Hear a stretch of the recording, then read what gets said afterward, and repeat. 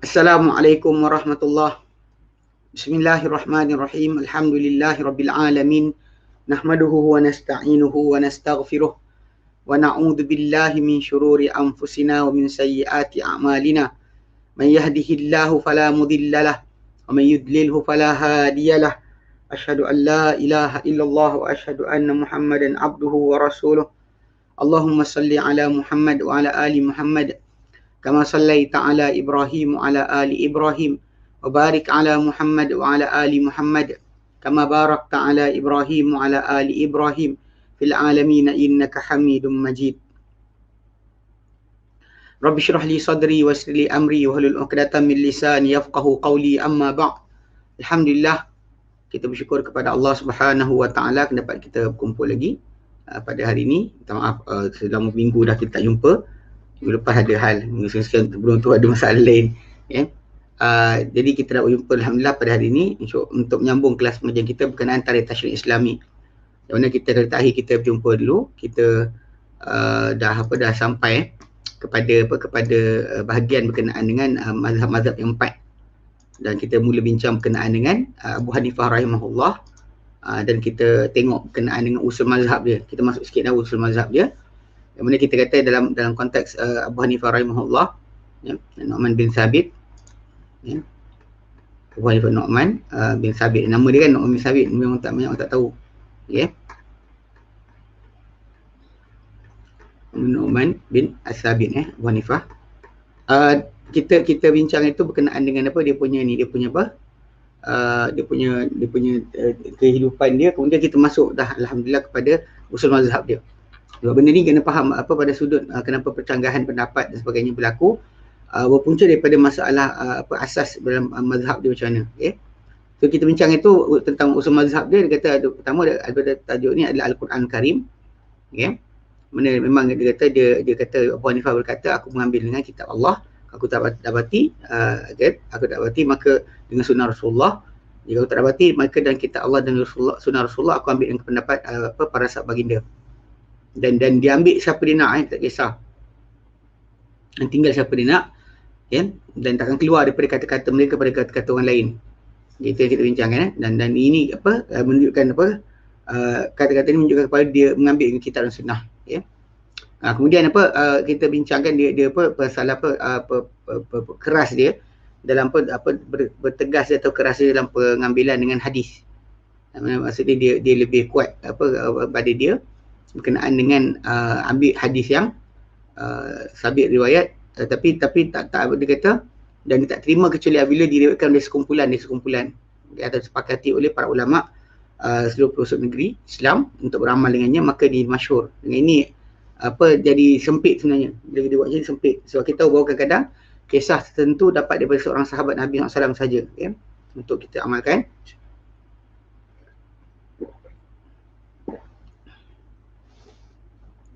Jadi bila dia kecilkan skop, dia letakkan syarat berkenaan, maka dia telah kecilkan skop berkenaan dengan dalil. Jadi makin sikitlah dalil yang boleh dipakai untuk penghujahan.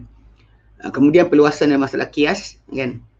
Kias, kita kata tu sebenarnya dia tak kisah. Dia bagi dia boleh berijtihad sebagaimana berijtihadnya orang-orang sebelum dia seperti Asy-Sya'bi ke Hasan Basri ke Muhammad Sirin ke Sa'id Musayyab. Bagi dia tak kurang daripada golongan tersebut, kan? Okey, kemudian istihsan pun kita bincang juga. Kita sebenarnya dah sampai itu pada masalah hilah tau, hilah syar'iyah. Kita kata hilah syar'iyah ni sebenarnya bukanlah maksud dia buat hilah yang terkeji. Maksud dia cari dalam apa yang daripada syarak tadi, jalan-jalan pelepasan daripada kesempitan. Itu disebut dia, ataupun dia pergi macam, maksudnya dia cari dalam perkara-perkara tertentu, dia cuba untuk lepaskan kalau sekiranya orang kesempitan dalam masalah tertentu. Bukan yang haram lah, bukan yang haram, bukan maksud dia untuk menghalalkan yang haram, tapi untuk dia macam dia kata dia mubasyaratul asbab hilah ala husul musababatiha. Jadi dia cuba. Jadi bila penggunaan hilah ni dia kata ialah daripada jalan ni menyampaikan kepada tujuan. Saya kita terang dulu dia macam ni dia usahakan, dia bagi jawapan bagi fatwa masalah-masalah masyarakat. Kalau andai kata lagu kesempitan macam kes yang ada kita sebut itu tentang azan subuh. Dia orang tu dia gantung taklik pada isteri dia kalau tak bercakap sampai subuh maka terjatuh talak. Isteri sebut tak nak cakap dengan dia. Dia kelam kabut, dia tanya Abu Hanifah, Abu Hanifah muazzin azan dulu awal. Jadi wanita tu bercakap dah dengan Abu Hanifah, dia dah zaman tu tak ada jam. Dengan suami dia. Zaman tak ada jam, maka menjadi sebab untuk terdepasnya taklik yang disebutkan oleh lelaki tu pada isteri dia. Okey. Okey, jadi yang ni kita bincangkan masalah hilah lah, dia kata hilah ni, dan kita bincangkan yang pertama, okey, bahawa diorang sebutkan hilah lah, kan, orang yang mengatakan boleh hilah ni datang dengan syubhah-syubhah yang dijawab oleh orang yang menyanggahinya dengan pengharaman hilah. Dan antara syubhat tadi pertama kita bincang itu adalah Nabi Allah Ayub alaihissalam, dia sumpah untuk pukul isteri dia 100 sebatan, 100 pukulan dengan sebab yang bawa pada itulah. Kemudian Allah Ta'ala izinkan dia untuk melepaskan daripada sumpah dia dengan hilah. Itu diambil satu genggaman padanya 100 lidi, 100 batang. Dia pukul dengan dengannya isteri 100 kali pukulan saja. Okey. Allah Ta'ala kata pada Ayub kan, dalam surah Sad ayat 44. Khudh biyadika dirsam min abirsam fadrib bihi wala tahnas. Ambillah dengan tangan kau satu genggaman, okay, dan pukullah dengannya dan jangan kau batalkan sumpah kau. Okey. Jadi ini kata hilah. Tapi dijawablah, kita bincang tu dijawab bahawa ini kemestian. Ini adalah sumpah dari segi bahasa, pukul, dan himpunan dia tak kira secara berasingan ataupun bersekaligus, sekaligus atau berasingan. Maka di atas pendapat ini, fatwa ni memestikan lafaz ni dilafazkan dan tidak terjadi hilah. Dia kata nak pukul 100 kali atau 100 pukulan. Tapi 100 pukulan sebut hilang. Cek.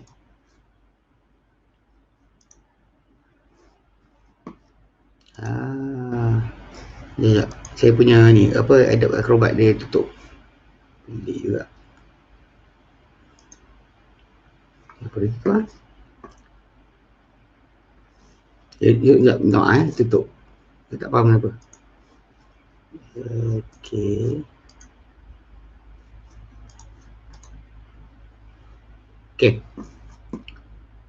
Okey, jadi kita bincang kat sini tadi, kita bincang berkenaan dengan tajuk Abu Hanifah Abu Hanifah punya fatwa. Okay, cuma macam ni lah, masa dia dianggap hilah tu termasuk di antara apa yang dalam mazhab dia, bukan kerana dia menggalakkan, tapi banyak kali mungkin cara dia dalam melepaskan kesempitan yang berlaku pada orang tertentu menyebabkan dirasakan bahawa hilah tu termasuk di antara dia punya pegangan lah atau cara. Okay, jadi kita bincang itu memang sebenarnya lafaz tersebut tak ada, dia mutlak, dia kata nak pukul 100 pukulan kan, sebab kan. Tapi dari segi sudut lain, barangkali si Nabi Ayub sendiri ada alasan pada apa dia tersilap padanya ketika bersumpah Nabi Ayub akan sumpah berkenaan. Dan telah sabit bahawa hudud hudud yang dikenakan hudud, sekiranya dia ada sebarang alasan diringankan daripadanya, dan bahawa dihimpun untuknya 100 daripada inilah ranting tu, dipukul dengannya satu kali pukulan saja. Daripada Imam Ahmad dan selainnya, ini daripada Abu Muhammad Al-Bahili, Umamah bin Sahal, daripada Umamah Sahal bin dia mati lagi sebab apa masalah sikit ni, dia punya kita punya saya punya ni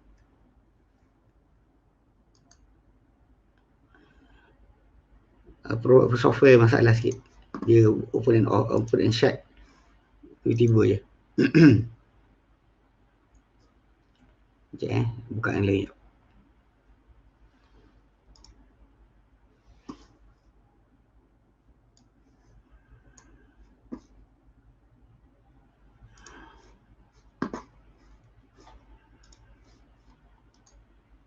Eh.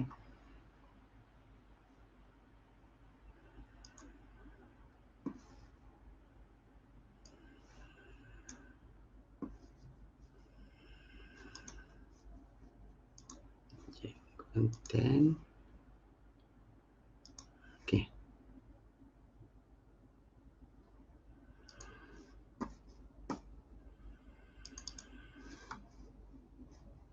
Ya, kena tukar ya. Saya kena tukar software. Untuk apa? Untuk buka. Okay.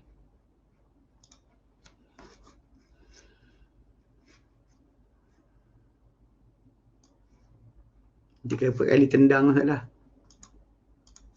Okay.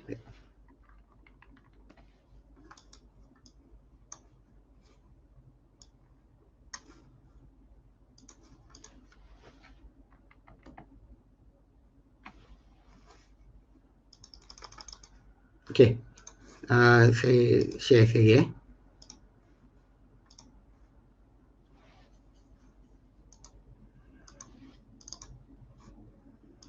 Okay, share. Mesti nampak kot kan? Okay, baik. Okay, jadi apa yang kita share ni, okay, ni website, okay. Jadi kita tengok tadi, kejap ke depan sikit. Problem dia, okay, hilah syariah lah. Ini dikatakan sebagai usul mazhab dia sebab memang kita dapati dalam konteks masalah fatwa, memang Abu Hanifah kadang-kala dia berikan fatwa tu dalam bentuk yang menyerupai hilah untuk lari daripada hukum yang tak boleh lah. Tapi bila sebut tadi kan, kita kata majoriti para ulama tak membenarkan hilah, cuma dalam konteks ni golongan yang kata hilah tu boleh, dia ada dalil dia. Dia hujah dengan beberapa dalil. So kita dalam tajuk itu, yang pertama digunakan dalil berkisah Nabi Ayub kan. Dan kisah Nabi Ayub tu dia dah dijawab bagaimana sebenarnya Nabi Ayub punya isteri tu mungkin ada alasan kenapa dia buat apa yang dia buat, dan bila ada alasan, orang yang kena hudud ni diringankan, tak dikenakan yang berat sekali. Okey.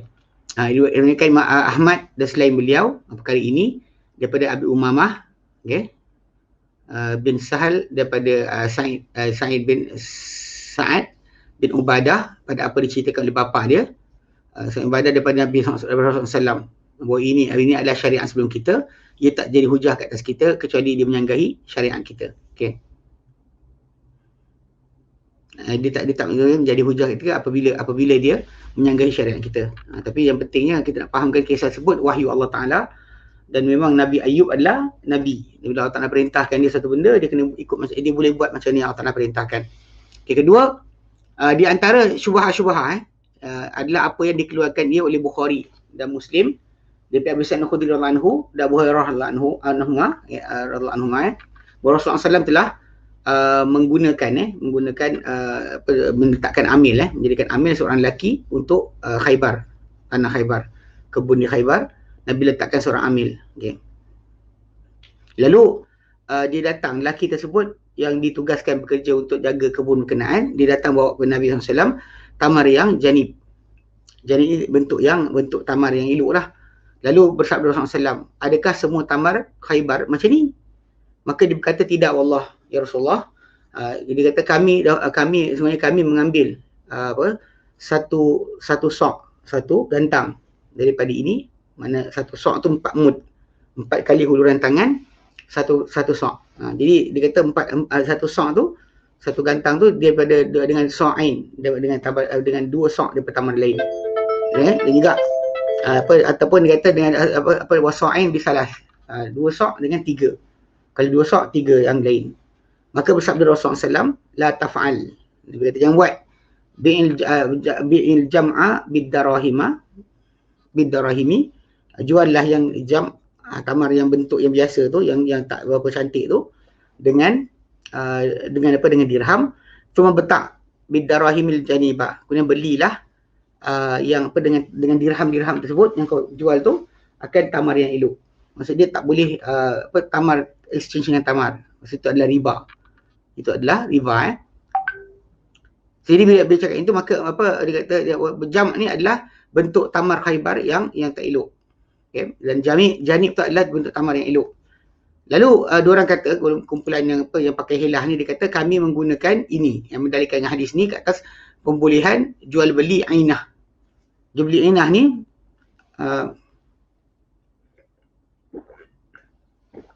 jual beli yang tidak dikehendaki dengannya barang berkenaan. Saya cakap sini.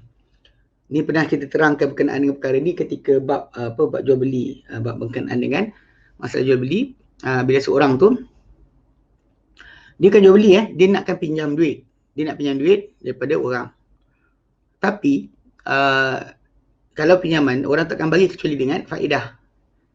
So cara dia buat adalah dia jumpa orang tersebut dan orang tu kata, okey, boleh, saya boleh bagi boleh bagi awak duit, tapi dengan cara dia adalah awak beli barang dulu.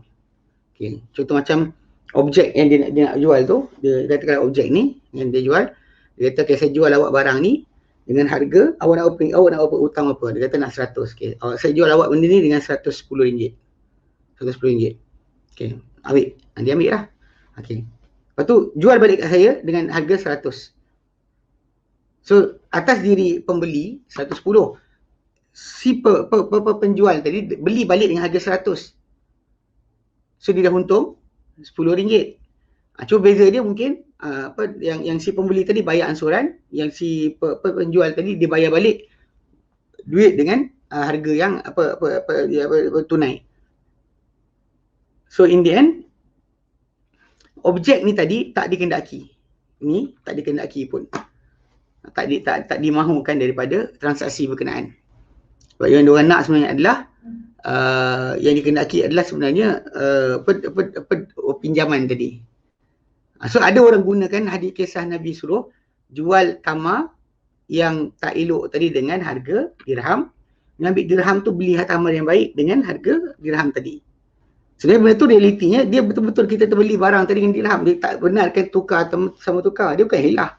Dia bukan hilah sebenarnya.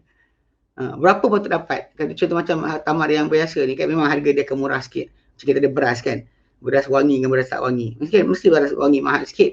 Tapi exchange beras dengan beras tak boleh. Everyone tu ni juga kena ni. Ini menjadi kes masalah apabila orang jual beli emas kan dekat kaunter.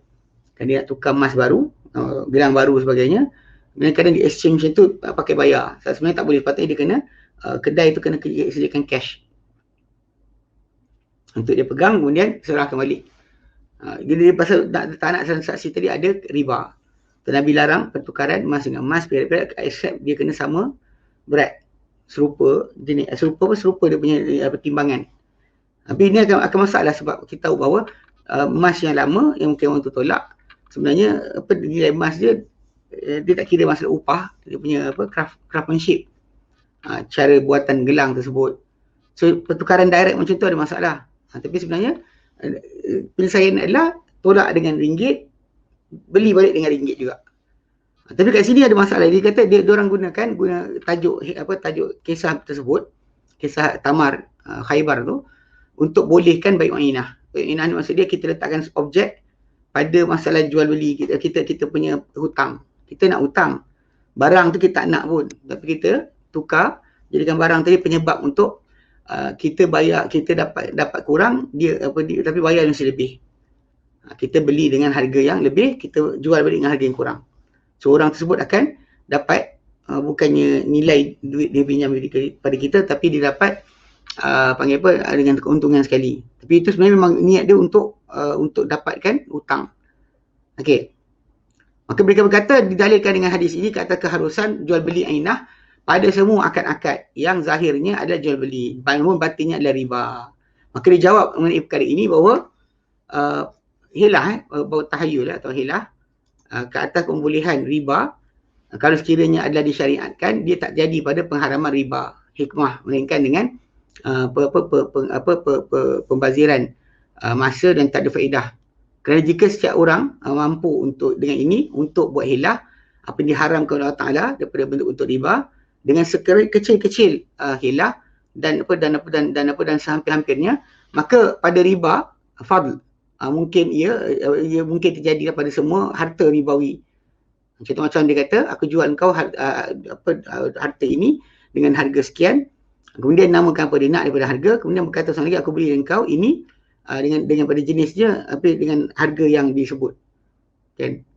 Dan pada riba nasiahnya tadi mungkin untuk dikatakan aku jual kau harga 1,000 sehingga bulan hingga 6 contohnya kan, 6 bulan. Kemudian berkata aku beli daripada kau 500,000 dengan 500,000 dengan sekarang juga. Tanpa letak barang tersebut lah sebenarnya. Pasal saja dia, pasal kes dia tadi macam kes inilah macam ni kan. Kita letak objek pun tak apa. Tapi objek tadi yang kita kata kononnya dia kata itu hilah. Dan memang Malaysia, kita di Malaysia halalkan bayu inah. Tanah Arab ini dianggap riba betul. So memang transaksi di antara mereka berdua, orang yang guna bayu inah tadi, dia bukan nakkan barang tersebut, dia nakkan hutang. Dia nak hutang. Dia nak duit, nak cash. Tapi dia bayar balik pada orang tu ansuran, dia dapat sekarang juga cash. Cara dia barang tadi diletakkan seperantara antara dia dengan orang tersebut. Itu bentuk yang kita panggil apa, tak kena lah. Okey. Dan dia kata dengan ini dia kata akan membatalkan orang yang buat hilah tadi daripada semudah-mudah jalan apa yang Allah Taala telah rapikan, yang telah tetapkan pada kitabnya di atas lisan Rasulullah SAW kan. Dan kemudian nisbahkan semuanya kepada syariat Allah Taala. Subhanaka, maha suci engkau ya Allah, hadza buhtanun azim. Ini adalah pembohongan yang sangat besar. Pasal dia perbuatan tadi dia samakan situ adalah salah, tak kena. Pasal Nabi SAW memang tak benarkan riba fadl.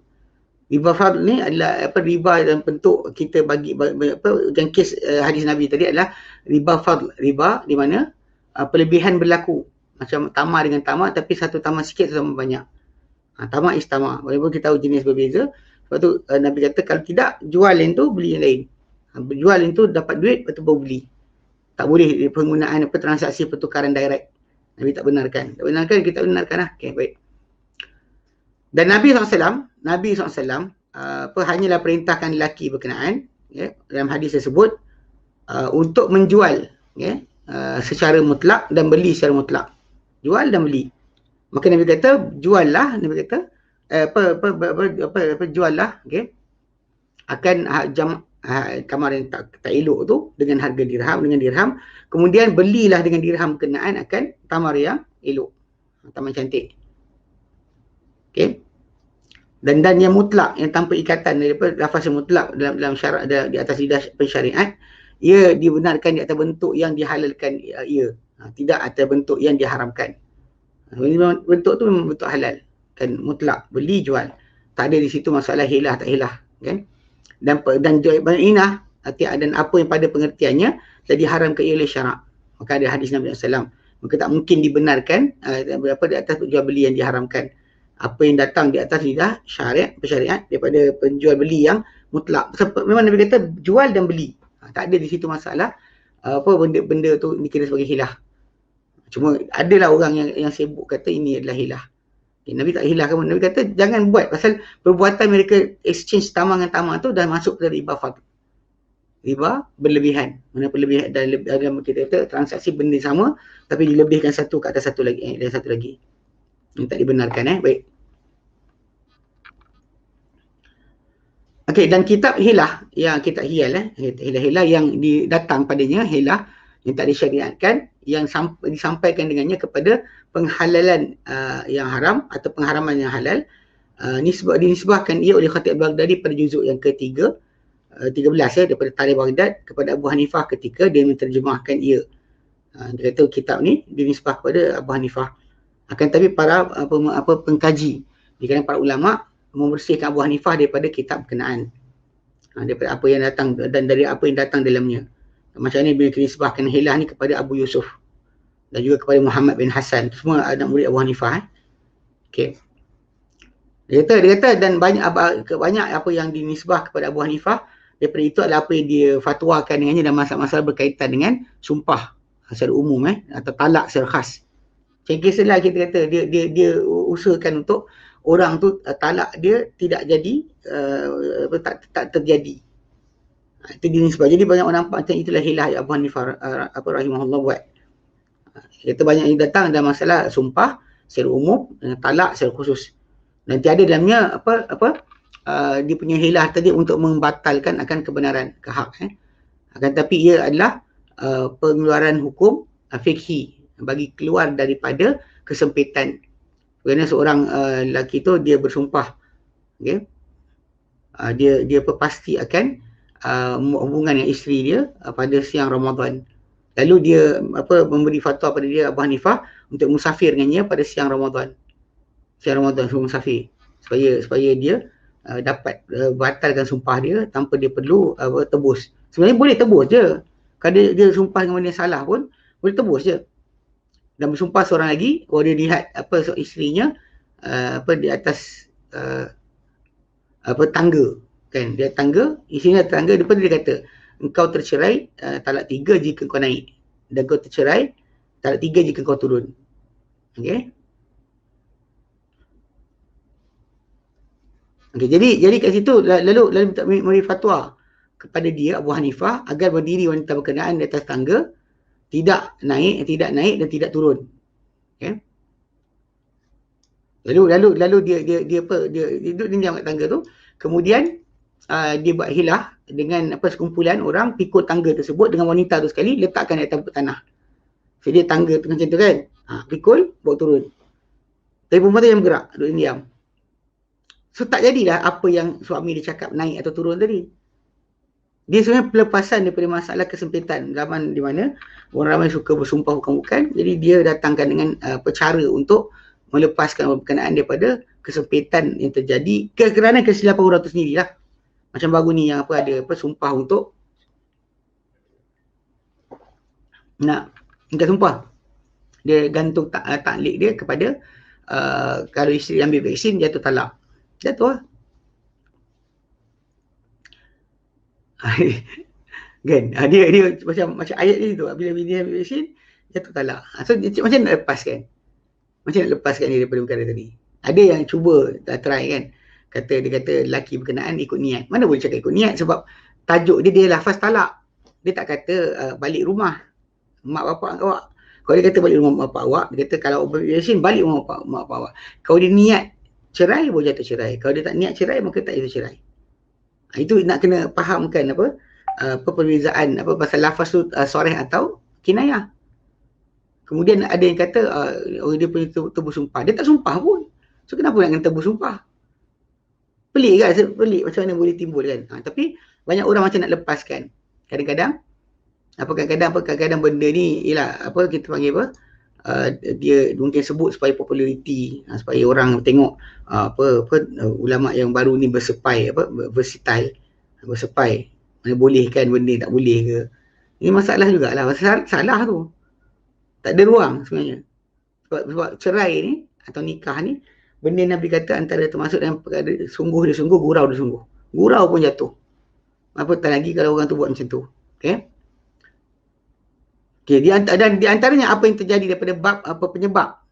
Okey. Itu bahawa mengadakan mukallaf ni, dia kata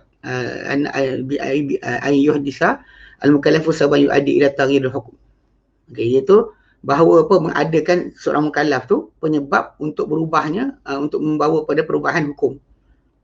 Macam kalau dia masuk bulan Ramadan, dia mula untuk musafir untuk makan. Kan?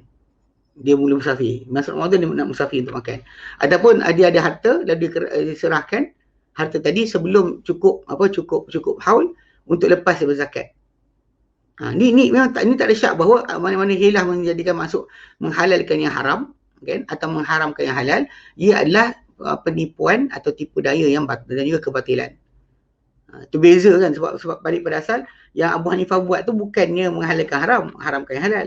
Bahkan dia cuma tajuk-tajuk yang umumnya pada sumpah, khususnya pada masalah cerai.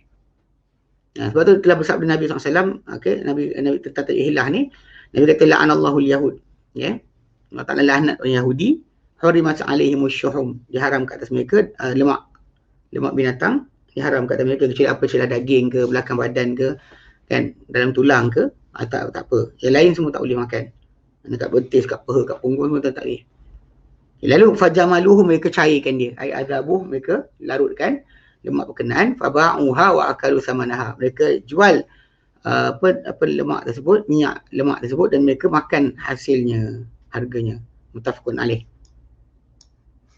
Yang itu memang jelas tak boleh lah. Okay. Adapun apa yang dimaksudkan dengannya untuk mengambil hak atau menolak kebatilan dengan jalan diharamkan, ataupun apa perkara harus membawa kepadanya dengan apa,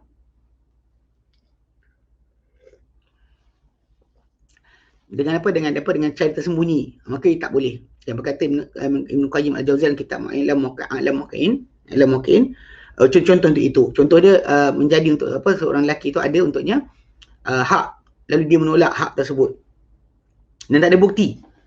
Okay, bahawa lelaki itu apa, kat atas lelaki itu ada satu hak, namun dia apa menolaknya, dia tolak, tak nak tunaikan hak tersebut, dan tiada apa bukti bagi orang yang menuntut, tak ada bukti. Dan dia tegakkan, dia hadirkan dua saksi secara palsu, yang bersaksi untuk apa dengannya, dan tidak dan mereka tak tahu akan sabitnya akan hak tersebut, tak ada pun. Jadi sumpah tak ada. Seperti itu contohlah macam mana cara untuk lepaskan diri kan, hilah untuk menang kes mahkamah. Benda salah cakap betul cakap salah, macam ada lawyer biasa ajar kan. Patut apa, jangan yang mengaku. Orang tu dah langgar orang mati pun yang mengaku salah. Lawyer suruh apa lawan. Alasan dia salah dah, memang tu dia langgar orang mati. Lawyer tu pusing balik, jadi cakap jangan mengaku salah. Dia dah langgar orang mati pun disuruh cakap macam tu. Dia mabuk pun, dah dapat tangkap pun masih lagi dikatakan jangan mengaku salah. Tahulah lawyer kat Malaysia ni kan, lawyer dunia ni masuk apa bidang keguaman ni, apa yang jadi Allah alam. Sebab balik pada asal benda tu memang dia cari lah macam cara untuk lepaskan. Macam dia kata kadang macam orang tu dia ada hak kan. Dia lalu apa dia macam ni, dia ada hak ke atas seorang lelaki, tapi hak tersebut lelaki tu tak setuju, tak nak bagi. Tapi dia pula tak ada bukti untuk tuntut barang tersebut. Lalu dia datangkan untuk orang tuan punya hak ni, dia tegakkan dua saksi secara dusta yang menyaksikan untuknya. Dan mereka kedua tak tahu pun sabitnya akan hak tersebut dia ke tidak. Contoh lain dia kata bahawa seorang lelaki itu ke atas lelaki lain ada hutang. Dan dia di sisi lelaki tersebut ada barang tinggalan lah. Okay. Di sisi orang berkenaan ada barang tinggalan. Lalu dia menolak kan? Maksudnya dia orang tu ada hutang dia kan. Dia hutang, tapi untuk orang tersebut di sisi lelaki ni ada barang. Contoh macam apa, orang tu pinjam saya duit, saya dah simpan barang dia, lepas tu dia tak nak bayar kan. Okay, jadi kita nak dapat balik barang kita, nak balik duit kita tak dapat. Jadi kita pun tak mengaku ada barang. Dia menentang akan barang timbangan tadi, barang tinggalan tadi. Okay. Dan dia pula tak setuju kata ada hutang, atau sebaliknya lah. Okay. Lalu dia akan bersumpah apa yang untuknya di sisi aku adalah benar, dan apa di sisi dia katalah apa di sisi saya ni adalah benar, ataupun apa yang dia tinggal ataupun apa tidak dia tinggal kepada saya apa-apa. Okay. Jadi benda ni kan macam dua pihak dua-dua macam tu. Itu pun sama, sumpah tu dusta. Sumpah tu dusta, walaupun kita kata benda berkenaan untuk lepaskan diri, memang barang kita ada barang dia ada kat kita, so kita nak pulangkan balik, kita sumpah je. Tak ada barang ditinggalkan. Dia pula sumpah tak ada hutang yang dia ambil. Last sekali jadi macam tu kan. Okey. Contoh lain seperti bahawa apa orang tersebut menyewa daripada seorang lagi akan tanah atau kebun atau rumah bertahun-tahun. Okey. Kemudian dia tak rasa aman apabila tanah tu elok atau kebun tadi dia kata wa mithlu sebagai contoh tastajira minhu ardan, engkau menyewa daripada orang berkenaan satu tanah atau kebun atau rumah bertahun-tahun, kemudian dia tak rasa aman apabila elok tanah tersebut atau kebun berkenaan atau rumah berkenaan, dan untuk dia batalkan ataupun dia fasahkan sewaan dengan dengan akad dengan bentuk tipu daya lah. Maksudnya dia cuba lepas tengok rumah kebun tu elok, dia cuba untuk fasahkan penyewaan berkenaan. Dengan akad dengan cara tertentu tipu daya supaya terlepas. Kita tengah sewa ni. Macam nak lari. Maka hilah ni pada apa? Dia kata hilah dia pada apa fi amnihi, dia kata fal hilatu fi amnihi min zalika. Dia kata hilah dia pada untuk rasa selamat. Pada itu dia sebut setiap tahun ada sewa khas. Sewa tertentu tiap tahun. Ada boleh baru boleh sekian. Dan dia jadikan sewaan bertahun-tahun tadi terlewat. Ditangguhkan. Masa dia kata keseluruhan sewaan berkenaan. Paling kurang tahun-tahun yang permulaan. Maka tak mudah ke atas dia sudah itu untuk buat tipu daya. Tapi bila balik pada asal akad berkenaan dibuat kemudian selepas daripada dah ada akad yang pertama. Dan tujuan dia kononnya untuk rasa secure daripada orang tu punya harta dia yang disewa oleh orang. Jadi dia memang sengaja jadikan benda tu daripada asalnya macam biasa tempoh kontrak 5 tahun, 3 tahun, jadikan tiap tahun berubah. Okey. So dia kata jadi itu contohlah. Maka dia kata jadi tak mudahlah untuk orang berkenaan buat hilah sudah daripada itu, buat tipu daya itu. Tapi dia punya cara tersebut pun tak kena juga. Okey. Apabila bimbang seorang lelaki kerana sempitnya waktu untuk diberi ihram untuk haji, lalu terlepas haji, maka dia mesti untuk mengqada tanpa terlepas waktu. Hilah dia adalah berihram secara ihram mutlak yang tak ditentukan akan ihram tadi. Okey. Kalau sempat dijadikan haji, jika tak sempat dijadikan umrah. Dia just lafaz macam tu je. Sedangkan kita kata kalau kita kata ihram bersyarat tu lain. Ihram bersyarat tu sampai mana kita berada. Tapi yang ini tak, dia ihram tu dengan haji je. So dia betul dia tukar-tukar ikut suka hati dia. Kalau dia sempat jadi haji, kalau tak sempat jadi umrah. Maka dia tak wajib untuk qada. Contohnya kan. Itu sebahagian. So jadi macam bentuk hilah macam kita kata pada Abu Hanifah tadi, banyak dinisbah kepada dia, tapi macam saya ulang balik, yang memang betul daripada kisah Abu Hanifah rahimahullah adalah berkaitan dengan tajuk masalah sumpah atau talak dan sebagainya yang berlaku dalam zaman dia, yang mana kata-kata ataupun cara orang tu gunakan talak tadi membawa kepada dia terkena kesempitan daripada terlepas. Kerana dia dikaitkan dengan azan ke, dikaitkan dengan negeri ke, masa ke. Maka kat situ yang Abu Hanifah rahimahullah dia cuba tolong orang berkenaan. Jadi hilah tu kadang diingatkan daripada sifat ataupun asas mazhab Abu Hanifah. Okey. Kemudian Abu Hanifah dan penolakan sunnah. Ini antara yang agak masyhur tajuk ni. Itu Abu Hanifah dikaitkan dengan penolakan sunnah. Kita telah tunjukkan sebelum ini dalam manhaj Abu Hanifah kepada bahawa dia ni sebenarnya berkeras ataupun ketat mengenai hadis.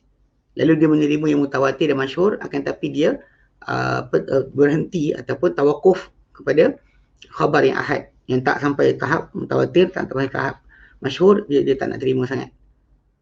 Kerana apa? Kerana ia tidak benda yang masyhur. Okey, dan disyaratkan pada syarat-syarat lah, antara benda yang membawa kepada dituduh dia dengan sebab kurangnya dia punya keupayaan ataupun kemampuan dalam sunnah. Serta penolakan dia banyak daripada khabar-khabar ahad yang sahih apabila menyanggahi kandungannya satu usul daripada usul yang dia ada. Berkata Iyad mengenai Abu Hanifah, Qadi Iyad, dia kata dia adalah daripada orang yang selamat untuk selamat untuk mereka husnul i'tibar, elok dia bagus dia punya pengambil kiraan, wa tadqiqin nazar, dan juga sifat penelitian pandangan, wal qiyas juga, dan juga pengkiasan, wajadul fiqhi wal imamati. Okey, dan juga keelokan fiqh serta keimaman dalam fiqh. Namun ada namun dekat sini. Qadi Iyad kata namun tiada untuknya kepimpinan atau keimaman dalam hadis. Okey, dan tidak juga kebebasan dengan ilmu dengan ilmu hadis lah. Okay. Namun dan dia tak mendakwanya dan tidak didakwa untuknya tentang tajuk hadis. Kerana itu tidak didapati untuk dia pada kebanyakan karangan-karangan dia hadis yang hadis disebut. Dalam karangan yang ada dinisbah pada dia tak jumpai hadis disebut, tak banyak. Okay. Dan tidak dikeluarkan untuknya ahli sahihain daripada satu huruf. Mana perawi-perawi Bukhari, Muslim dan sebagainya tak pernah lintas perawi-perawi tadi ambil hadis melalui Abu Hanifah rahimahullah. Malik ada, Imam Syafi'i ada, tapi tidak ada daripada Abu Hanifah. Okey, dan sebenarnya telah ini apa tuduhan dibuatlah ke atas dia dan telah membahaskan sebahagian para pengkaji mengenai dakwaan ini dan dia telah buktikan bahawa An-Nasa'i telah keluarkan untuk Abu Hanifah untuk Abu Hanifah dan Sunan. Tirmizi keluarkan untuk ini dalam kitab Syama'il. Ibn Khaldun dalam kitab Muqaddimah. Ada je. Bukan kata langsung. Bukhari Muslim tak ada tu bukan syarat lah. Asalkan ada ditemui, memang ada diriwayatkan hadis melalui dia. Ya, tapi lah amat jauh daripada kata dan berkata Ibn Khaldun pada Muqaddimah dia amat jauh lah untuk Abu Hanifah ni dia jahil tentang sunnah. Okay, macam mana nak digambarkan kejahilan dia dengan keadaan dia berserta keimaman dia, jadi imamnya dia yang diterima dalam fiqh. Keimaman dalam fiqh diterima tapi dalam hadis tak diterima. Macam mana mungkin? Sebab mana mungkin orang tu ada fiqh tanpa hadis? Ya, kan? Macam mana boleh mengambil dia ni daripada diambil ia daripada dia oleh jumhur fiqh ni diambil daripada dia oleh jumhur kalangan umat ini. Okay. Tapi yang dinafikan sebenarnya yang disebut oleh Qadhi Iyad adalah keimaman yang menonjol pada hadis. Bukannya masalah tak ada langsung hadis dia bukan jadi imam dalam hadis. Itu je. Yang menonjol. Sehingga dia jadi seperti Malik bin Anas dan Ibn Hanbal, Ahmad bin Hanbal sebagai contoh. Itu maksud dia. Untuk bandingan ada orang yang memang dilihat lebih menonjol dalam bidang itu. Okay, dan telah membawakan sebahagian para pengkaji ke atas Abu Hanifah ni ke manhaj ini dan beri nisbah kepada dia bahawa dia ni dahulu menolak hadis-hadis yang sahih. Okey. Dan telah mendatangkan Khatib Baghdadi kata-kata sedemikian. Ada orang tuduh dia macam itulah. Okey. Telah meriwayatkan Abu Ishaq Al-Fazari bahawa dia dahulu datang kepada Abu Hanifah dan ditanya mengenai fai. Fai ni harta rampasan perang yang diperolehi tanpa pertempuran. Harta rampasan perang yang tanpa pertempuran daripada peperangan lah. Lalu dia tanyakan dia Abu Hanifah mengenai persoalan, lalu dia jawab padanya. Lalu dia kata balik, Abu Al-Fazari kata pada dia, semuanya telah diriwayatkan padanya daripada Rasulullah SAW sedemikian. Dia kata pada Abu Isa Al-Fazari, dia kata da'na min hadha, tinggalkan kita yang macam tu. Dia tak nak terima, dia kata. Ini kadang keluar. Ya, mungkin pasal dia kata mungkin bagi dia kerana benda tak masyhur, dia anggap benda tu tak sampai dengan Nabi SAW. Okay. Dan telah menyebut Abu Salih Al-Farra bahawa dia mendengar Abu Yusuf, dia mendengar Yusuf bin Asbat. Berkata telah menolak Abu Hanifah kata Rasulullah SAW dalam lebih kurang 400 hadis atau lebih. Punca dia macam tadilah pasal kes masalah mungkin kita kata dia nak terima mutawatir ataupun yang masyhur saja. 400 hadis atau lebih. Okey. Lalu kata pada dia, wahai Abu Muhammad, ta'rifuha? Kau tahu dia? Dia kata kau tahu ni? Dia kata na'am, dia kata ya. Qultu akhbirni bi syai'in minha. Beritahu aku sesuatu daripadanya. Faqala Rasulullah SAW lil farasi sahman wa lil rajuli sahmun. Untuk kuda dua bahagian, untuk lelaki satu bahagian. Okay, ni fight dia sebutkan berkenaan harta rampasan perang lah. Untuk kuda dua, untuk lelaki satu. Betul, itu yang kita dengar tentang bila harta rampasan perang diperolehi kan bagi 5 kan. Okey, Rasulullah SAW akan ambil satu bahagian, kemudian 4 lagi akan dibagi pada tentera. Yang berjalan kaki 1, yang bawa kenderaan 3. Yang 3 tu lah pecah. Untuk orang tu 1, untuk binatang dia 2. Dia kata untuk kuda tu 2, untuk lelaki satu. Berkata Abu Hanifah gitu. Dia kata, aku takkan jadikan habuan untuk binatang lebih daripada orang beriman. Okay. Dan dulunya Nabi SAW membuang undi di antara isteri dia dan bila dia nak keluar ke musafir. Lepas dia kata buang undi adalah haram. Kan Nabi buang undi untuk siapa isteri dia keluar. Tiba-tiba Abu Hanifah kata buang undi adalah haram. Ini masalah lah, hadis Nabi datang. Okey. Dan termula Abu Hanifah hadis kan. Al-Masarrah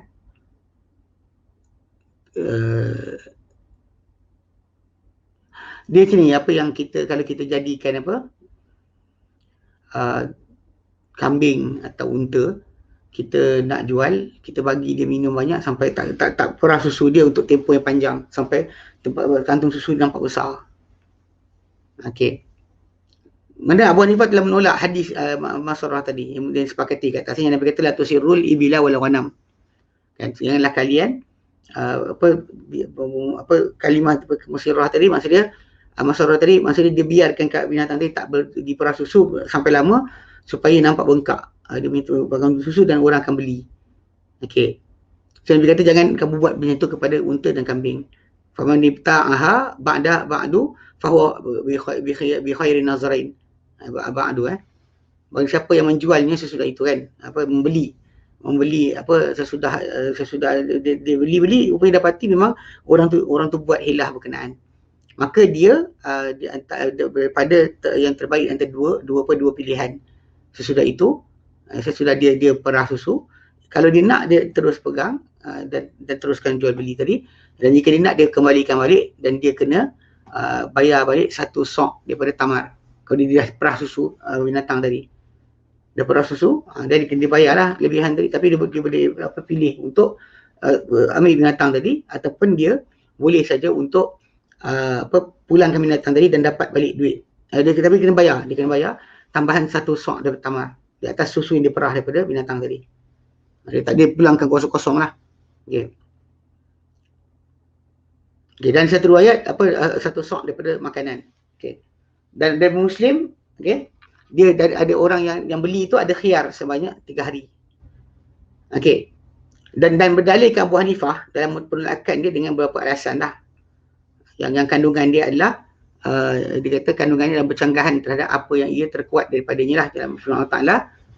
Dia kata wa in aqabtum fa'aqimu mithla uqibtum. Dan jika kalian dikenakan siksaan, maka balas balik siksaan seperti mana kalian disiksa dengannya. Maka dia sebenarnya dia memastikan gantian tu dengan yang serupa. Okey. Jadi dia bagi dia bayar susu jugalah, dia tak boleh bayar dengan makanan lah. Dia pendapat macam tu. Sedangkan hadis Nabi kata boleh dengan bayar makanan menggantikan susu yang telah diperah. Okey. Dan sabda bagi Rasulullah SAW pula al-kharaj bid-dhaman. Dia kata al-kharaj bid-dhaman, dia gunakan dalil juga apa yang dikeluarkan maka dengan jaminan. Dia kata maka tidak jadi susu tadi dia terjamin di mana binatang yang musirrah tadi kan, okey, di bawah jaminan si pembeli sendiri. Dah ambil kan, beli dia bawa balik, dan kalau kita keluarkan apa-apa daripada binatang tadi, itu tanggungan kita lah, kita bawa balik. Okey. Dan mereka berkata, dia kata dan dia bawah jagaan si pembeli. So kalau dah macam tu, maka tak boleh nak salah si penjual jika dia kata itu. Dan dia kata juga, mereka berkata sebenarnya hadis menyanggahi kias usul dan mereka mewajibkan tolak dengan tanpa sebarang keaiban dan juga syarat. Okey. Maksud dia bukan khiyar aib, bukan dengan syarat. Dan kadar khiyar ni dengan 3 hari. Okey. Dia hanyalah ikatan 3 hari tadi adalah khiyar syarat. So dia kata kalau nak pulang balik tu, pulang balik asas dasar tertipu, bukan masalah masalah ada keaiban. Okey. Dan mereka wajibkan badal gantiannya berserta dengan masih adanya yang boleh diganti barang gantian sebut. Maka susu itulah bayangan tamar tu ada tak terima.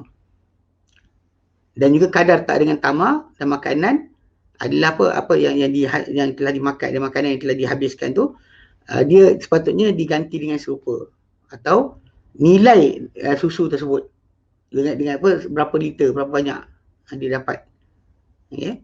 Dan jadikan apa jaminan atau pergantian tadi dengan nilai, dan tunaikan kepada apa, dan dikata membawa kepada riba sekiranya harga susu tersebut, harga susu tersebut dengan tamah, kerana dia tambah apa lebih daripada, kalau sekian benda tu lebih daripada satu sok, dia bertambah. So dia kata macam tak adil lah.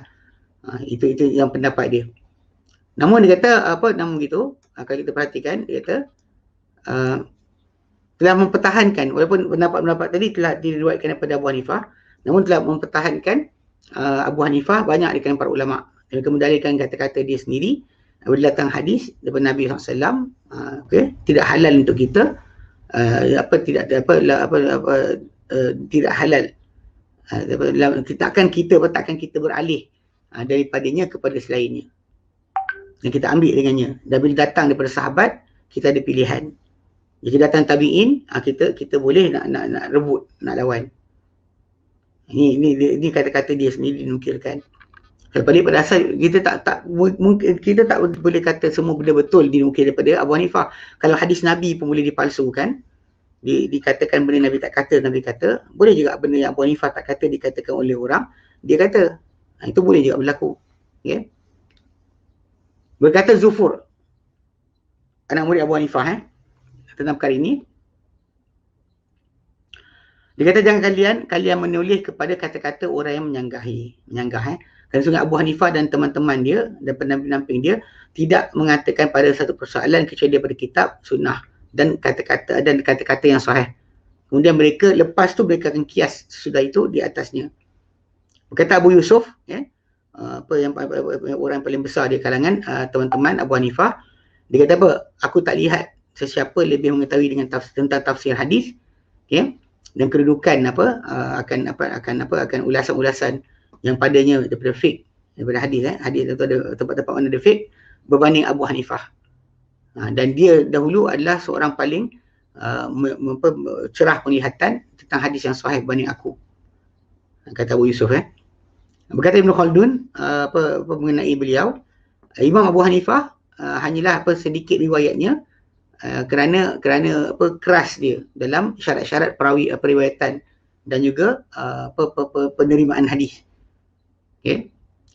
Dan juga lemahnya riwayat hadis yang diyakini apabila dia bertentangan dengan perbuatan diri manusia itu sendiri. Perbuatan yang ada, tengok bertentangan dengan hadis sebut bertentangan dengan perbuatan. Okay? Dan sedikit daripada orang-orang yang terkenal tentang hadis ni akan riwayatnya. Orang yang terkenal tak riwayatkan, dia pun ni. Maka dengan sebab dia punya syarat-syarat tadi yang agak ketat, maka sedikitlah hadis beliau. Hadis dia sikit. Okay? Bukan kerana dia meninggalkan periwayatan hadis. Amat jauhlah dia daripada itu.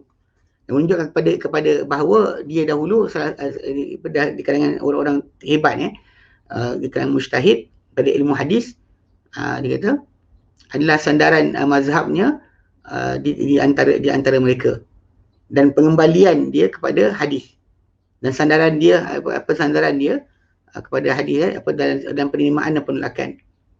Okay? Maka janganlah mengambil kepada diri engkau keraguan tentang perkara itu. Dia kata mana kaum tersebut lebih layak dengan sangkaan yang baik, lebih layak kaum ahkun nas. Ini golongan berkenaan Abu Hanifah sendiri sebagai contoh, dia adalah manusia paling layak dengan sangkaan yang baik terhadap mereka. Okay, dan juga dicarikan kelapangan yang benar untuk mereka. Maksudnya apa jawapan yang benar sepatutnya yang keluar dari mereka. Dan Allah SWT lebih tahu tentang apa hakikat urusan. Okay. Dalam menyebut Ibn Abdul Bar bahawa dikatakan kepada Abu Hanifah, okay, orang yang berihram tak dapati sebarang izar, kain bawah untuk ditutup. Dia boleh pakai seluar ke? Dia kata tidak. Akan tapi dia kena pakai izar juga. Dia kata dia tiada izar. Maka dia kata juallah seluar tadi, beli dengannya izar, kain. Dia kata kepada dia, sungguh Nabi SAW telah berucap, kan, orang yang berihram memakai serual jika tidak dapati izar. Maka berkata Abu Hanifah, tidak sah ini di sisi aku daripada Rasulullah SAW sedikit pun. Lalu untuk aku berfatwa dengannya. Ya. Dan akan wayantahi kullu imri'in ila ma sami'a, dan berakhir setiap orang tu pada apa yang dia dengar lah. Bila dia tak betul, dia kata dia tak terima lah. Dan telah sah di sisi kita bahawa Rasulullah SAW bersabda tidak memakai orang yang ihram tu, tidak memakai seruan. Okay? Nabi kata tak pakai seluar. Jadi tak pakai seluar lah. Lalu kita berhenti pada apa kita dengar, dia kata. Dan dia kata kepada dia, adakah engkau menyanggahi Nabi SAW? Maka dia kata, laknat Allah sesiapa yang menyanggahi Rasulullah SAW. Okay, dengannya kita dimuliakan, dengan baginda juga kita dibebaskan, kita selamatkan. So tak boleh ada orang tu kata bahawa boleh kita langgar sabda Nabi. Dia tak pernah cakap macam tu. Cuma kerana hadis tadi tidak sahih si dia. Okay, dan yang dilihat ia oleh para pengkaji, para pentahqiq, apa yang disebut oleh Muhammad Yusuf Musa, okay, bahawa dia dikata annahu laisa li baisin munsif. Dia kata tidak boleh untuk seorang pengkaji yang bersifat adil untuk melemparkan kepada Abu Hanifah dengan bahawa dia ni meninggalkan dengan sengaja sebahagian apa yang sahih isinya daripada hadis dan asar. Tak, dia akan tinggalkan. Kalau dia tolak tu sebab hadis tu tak sahih isi dia. Ya. Dia kata untuk dia mengambil dengan pendapat dan juga pengkiasan. Amat jauhlah dia untuk jadi melakukan sesuatu daripada itu. Melainkan bahawa dia jika tidak maka tidaklah dia seorang beriman dengan sebenar dengan Rasulullah SAW dan apa yang datang daripada baginda. Bahkan dia untuk jadi imam daripada imam syariat Islam yang kekal. Mustahil lah untuk jadi imam lagi teruk lah. Kalau kita macam tu pun kita ni, takkan dia boleh jadi imam pula. Takkan dia boleh jadi imam. Sedangkan dia punya panggil apa, kedudukan dia di sisi para ulama di zaman berkenaan sendiri. Di zaman tabi'in, dia orang melihat dia sebagai seorang yang alim dan mengetahui agama dengan benar. Itu sudut asal. Masalah dia tak terima sebab kes macam kita bincang hari itulah, kurangnya sahabat Nabi sampai dekat dia, sedikit sangat yang masih tinggal ilmu tentang hadis ni kat tempat dia. Jadi dia tak dapat nak terima benda berkenaan kalau dia kata tak jelas pada dia, ia adalah benar. Bukannya sebab kerana dia sengaja nak tinggalkan berpegang dengan hadis Nabi SAW. Sebab sikap ataupun perangai tak nak ambil hadis tu, itu bukan sifat orang beriman. Itu kita faham. Tak ada siapa-siapa yang ragu tentang perkara tersebut. Okay, baik. Okay, wallahu alam. Okay, ada soalan?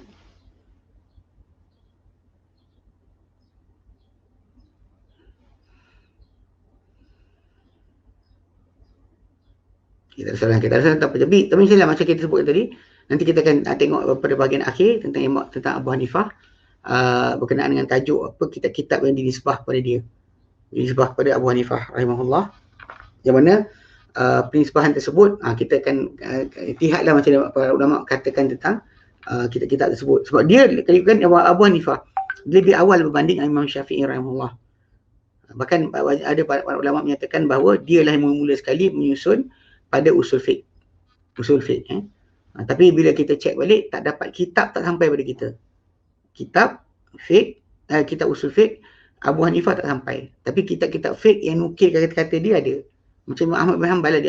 Ahmad bin Hanbal, kitab dia yang ada wujud adalah hadis, kitab musnad atau kitab hadis, kitab dan sunnah. Fiqh kebanyakannya dinukilkan daripada daripada beliau oleh anak murid beliau sendiri. Abu Hanifah macam tu juga lah. Fiqh dia diketahui daripada anak murid dia tinggal. Dia macam Abu Yusuf, Muhammad bin Hasan Asy-Syaibani dan Zufur. Ni tiga orang yang terkenal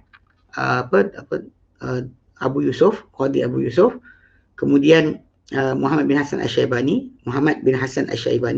kemudian Zufur. Yang kita sebut nama dia tadi. Dia di antara anak murid Abu Hanifah rahimahullah yang terkenal. So basically kalau kita perhatikan memang tak ada apa benda berkenaan. Tapi itulah mungkin lepas daripada level dia dan sebagainya, banyak orang mungkin assume tindakan dia menolak hadis tadi sebagai keadaan yang boleh dibuat oleh siapa saja. Sedangkan dia cakap macam tu kerana apa ijtihad yang dia ada. Adapun siapa yang bukan setaraf dengan Abu Hanifah, tak patut dia berkata-kata tentang hadis Nabi seperti mana Abu Hanifah cakap. Pasal dia tinggal zaman berkenaan dan dia sempat dengan dengan tabi'in, belajar dengan tabi'in akan agama Islam. Baik. Sampai jadi seorang yang dikira sebagai ketua atau imam dalam agama. Ya, baik. Wallahu a'lam. Tak ada soalan, kita berhenti sini. InsyaAllah kita sambung kemudian. Nanti bahagian akhir tentang Abu Hanifah, kemudian kita masuk Malik bin Anas. Okay. Wallahu a'lam. Wa sallallahu ala sayyidina Muhammad. Alhamdulillahirabbil alamin. Assalamualaikum warahmatullahi wabarakatuh.